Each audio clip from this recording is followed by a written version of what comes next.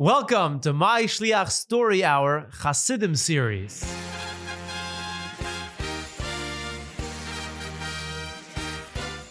Reb Mendel finally was reunited with the Rebbe. Reb Mendel's finally reunited with his family and began to live life in England as a free man. But not a free man like anybody else. When a Yid is free, it means he has the opportunity and the responsibility to learn more Torah, to do more mitzvahs, to do more mivtzoyim, because he's not burdened by other things. He doesn't have to look over his shoulder if the government or other forces are stopping him. Reb Mendel took this opportunity to learn and daven and to teach others, to farbring, and especially to do mivtzoyim. Everybody in London knew that Reb Mendel Futerfas was very, very involved in all of the Rebbe's mivtzoyim, especially Mivtzat Tefillin. Now, Reb Mendel, coming from Russia, speaking mainly Yiddish and Russian, didn't have a very good English. So, sometimes the Bachrim and the young boys are standing on the street corner stopping people. Excuse me, sir, are you Jewish? Would you like to put on tefillin? Or the girls are standing on a street. Excuse me, madam, are you Jewish? Can I offer you Shabbat candles? Maybe you want to buy ice in the Sefer Torah. Did you shake the lulav today? Etc. But Reb Mendel's English wasn't very good. There's some people would say he had a Russian accent, or perhaps even a Russian accident. Haha, but that's just a joke. So what did Reb Mendel do? Reb Mendel didn't have the words necessarily to say, but Reb Mendel had the Warmkeit. And the Warmkeit of Reb Mendel was something nobody was able to reject or to refuse. So what happened was, Chevra would stand outside the mitzvah tank. They would direct a Yiddish neshama towards the mitzvah tank, where the Mendel Futerfas would seal the deal. They would see a Chassid with a lang geweisse bar, the Chassid that was a Baal Mesiras Nefesh. They couldn't refuse but put on tefillin. The Mendel used to say, his very few words in English, he would say, I Jew, you Jew. I tefillin, you tefillin. I'm a Yid and you're a Yid. I need to put on tefillin and you put on tefillin. That was the way that Mendel used to do mivtzoyim. Reb Mendel was very, very careful with how he treated other people's feelings. Even during a farbrein, when Reb Mendel would voice his disapproval or his disappointment with something that was going on, and it was something important that had to have been mentioned. But if Reb Mendel felt that it insulted somebody, if somebody took it the wrong way, Reb Mendel would double and triple think before saying it, and obviously, of course, go over and apologize to that person if Reb Mendel thought that for whatever reason that person would feel offended. However, Rabbi Isai, life in Russia didn't get any better for the Yidden. Maybe a little bit, but for the most part, for the Yidden that were stuck behind the Iron Curtain, it was still very challenging. Reb Mendel one time shared with someone that when he left Russia, in the final city that he was in, there were maybe one or two bar mitzvahs a year. In the whole city, there was once a flourishing Yiddish shtot. And before Reb Mendel left to go to England, the shamus of the shul in that town came over to Reb Mendel and said, Reb Mendel, you're going away, you're leaving, and I have lived through so much, and I'm kept alive by some medicine, some pills that I'm being taking. What is going to be with unsere Yiddish Kinder? What is going to be with Yiddishkeit here in this city when a chassid like you that's übergeben to the Rebbe cause and helps people is leaving? But the embers of Yiddishkeit, you know what embers are? Let's say you have a bonfire, you have a barbecue, and the fire dies down. But if you look closely, there's little sparks, little tiny patches of fire underneath the wood or underneath the coal. And if you fan the flame, if you take like a paper, obviously you should only do it with adult supervision. If you take like a paper plate or a stick holz or something and you like wave it over the fire, the embers will then awaken and then burst into a much bigger flame. The embers of Yiddishkeit in Russia were still there. And who kept fanning the flames of Yiddishkeit so that the embers will not die? These were the shluchim that the Rebbe would send to Russia, the secret missions of Bachrim and Jungalite that would travel posing as tourists in Russia to connect with the Yidden that were there and keep the flame of Yiddishkeit alive, making secret farbringins and shurei Torah and chasanis and bar mitzvahs, making sure that mikvahs are available, and oftentimes slipping out secret videos of the Yidden in Russia talking to our Rebbe, asking our Rebbe for a bracha, and then the Rebbe would watch those videos. I believe we spoke about that last year in the Achon and Gimel Tammuz series of this podcast. However, Rabbi Isai, life wasn't all so rosy now that Reb Mendel Futerfas moved to the United Kingdom. Unfortunately, in the year 1971, Reb Mendel Futerfas's daughter, Dabrusha Liberov, was Rachmana litzlan, passed away in a car accident. Reb Mendel was devastated. Can you imagine? 17 years he was separated from his family. He missed their bar mitzvahs and the bas mitzvahs. He missed their chasanas. He missed the birth of his einiklach. Finally, he was reunited with his family, and now this? His daughter passes away. It's not like he was unaccustomed to such tzaras. He had other children that passed away as well, earlier in life. And if you recall, we said the story about a son that was very sick. And Reb Mendel Futerfas was davening to the Rebishter, asking the Rebishter, and then the schus of the fact that he never left the Farbrengen before it was over, his son should have refuah shalema. Reb Mendel was totally heartbroken. On the way to the Levaya, people around Reb Mendel heard him saying to himself, Mendel, was is mit lahaskil chabina? Lahaskil chabina, kinderlach, is what the Alter Rebbe writes in Tanya, and explains Baruch over there, that a person with true emunah has to understand that nothing bad comes from the Rebishter. Reb Mendel, in this moment of vulnerability, this moment of deep sadness, is on the way to the Levaya of his own daughter, Rachmana litzlan. What's on his mind? Laskil Chabina. After many months, Reb Mendel began to recover over this overwhelming loss. There was still a whole family with young children to raise. And Reb Mendel stepped in to be that father figure for his einiklach. Reb Mendel was able to relate to them because, remember, his father passed away before he was born. That's why his name is Menachem Mendel, Ben Menachem Mendel. His father passed away before he was born. And that's why he was able to relate with his einiklach, who now were growing up without a mother. The same year that this happened, the mashpia in Kfar Chabad passed away. And so, in one of the yechidus Reb Mendel had with the Rebbe asked Reb Mendel to move from England to Eretz Yisrael, to Kfar Chabad, and take over the position as mashpia in the yeshiva in Kfar Chabad. Kinderlach. That started a new chapter in Reb Mendel's life, and for the Lubavitcher Chssidim in Kfar Chabad, and the Bachrim around the world that would come to learn with Reb Mendel in Kfar Chabad. What drew people to Reb Mendel as the new mashpia was the honest way he discussed his constant struggle with the Yetzer Hara. He often would describe in colorful detail, exploring unique ways how to win over the Yetzer Hara. What are some of the stories that Reb Mendel Futerfas used to bring about with the Bachrim in Kfar Chabad? Well, I'll share some of them with you. Reb Mendel used to share the following story. The Chassidische Rebbe, the mayor of Primishlan, was very, very, very poor. And he had very little with which to feed his family. One time, a big Gvir, a big wealthy man, passed by Primishlan and came over to the mayor of Primishlan and said, Mayor, can I give you some money? I see that you have great tzaras over here. Maybe I can give you some money to help you survive. Reb Mendel says, Nee, ich darf nicht.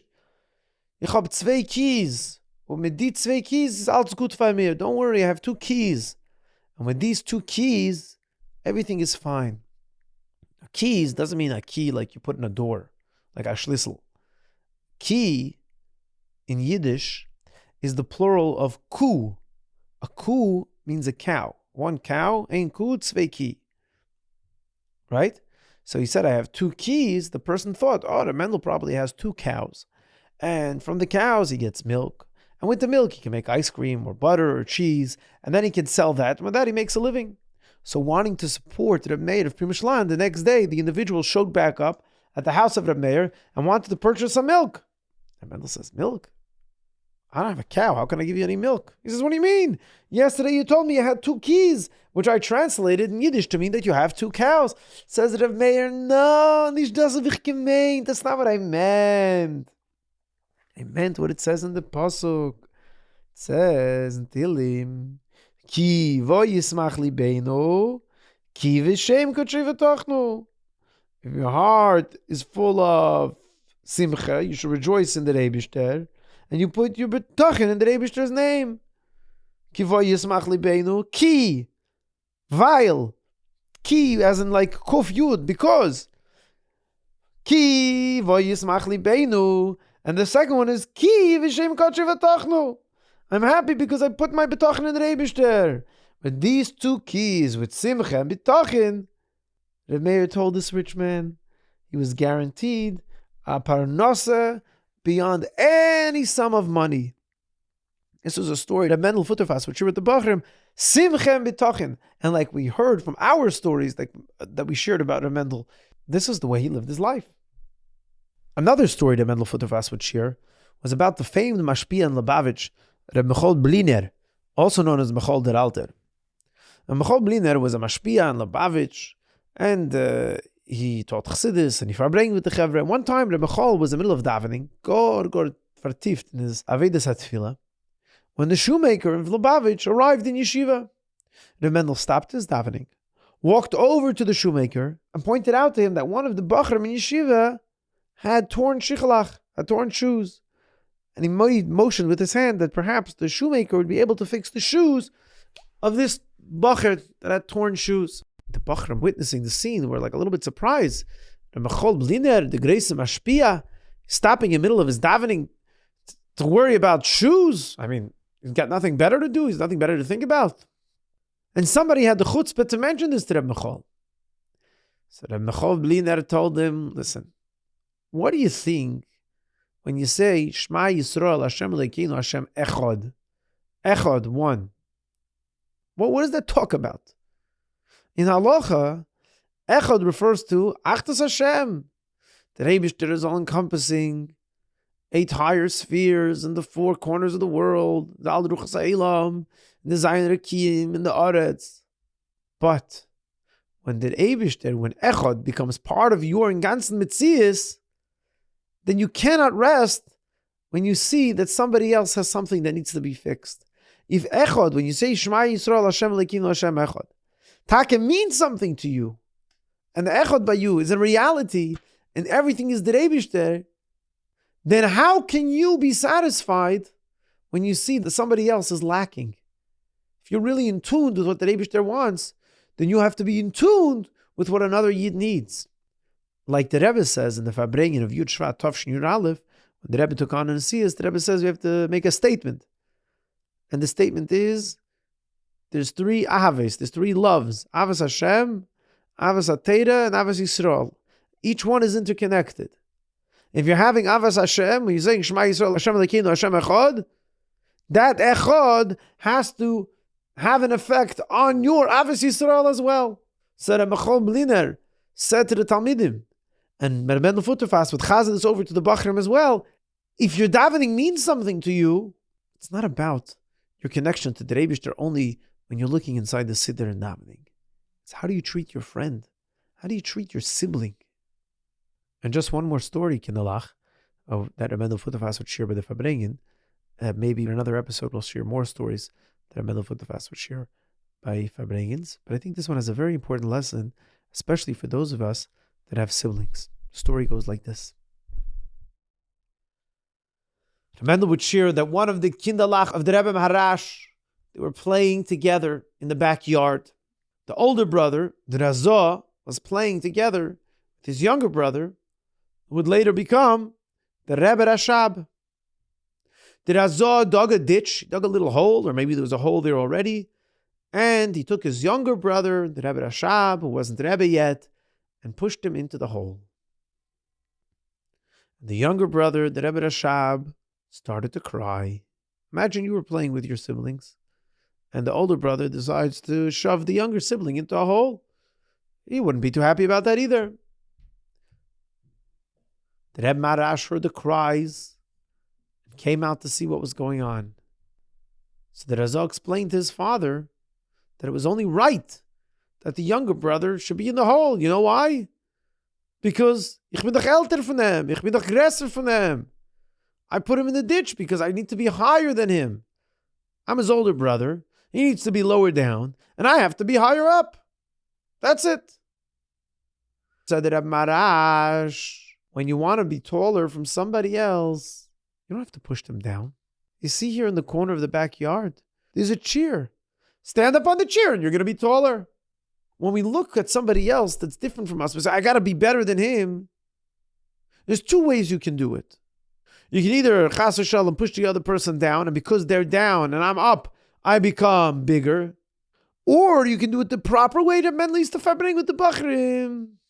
Just don't worry about the other person v'or halt. Work on yourself. Make yourself better. Stand up on the chair. In Kinderlach, when you stand up on the chair, when you make yourself better, when you improve on your own Aveda, automatically this is going to have an effect on those people around you as well. And Reb Mendel lived by this principle. Anything Reb Mendel would fabring about, he fabranged because this was something that he actually was living with.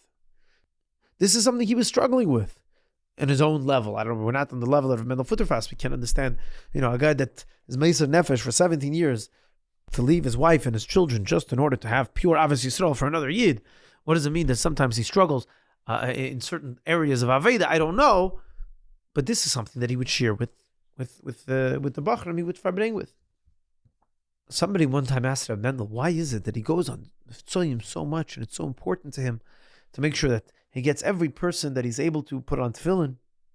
What's the urgency here? So Reb Mendel would say, I spend so much time in Siberia where I unfortunately wasn't able to put on tefillin. Now I want to make up for the lost time.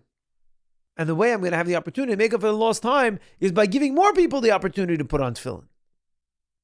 And when somebody would hear some Meidedike or an interesting story, and they would come tell it to Reb Mendel, and Reb Mendel would listen, and then another bacher would come tell him the same thing, and Reb Mendel would listen, and the third and the fourth, and Reb Mendel would listen just as if it was the first time he ever heard it. So somebody asked him, said, Reb Mendel, you heard this story 4 times. I was standing right there.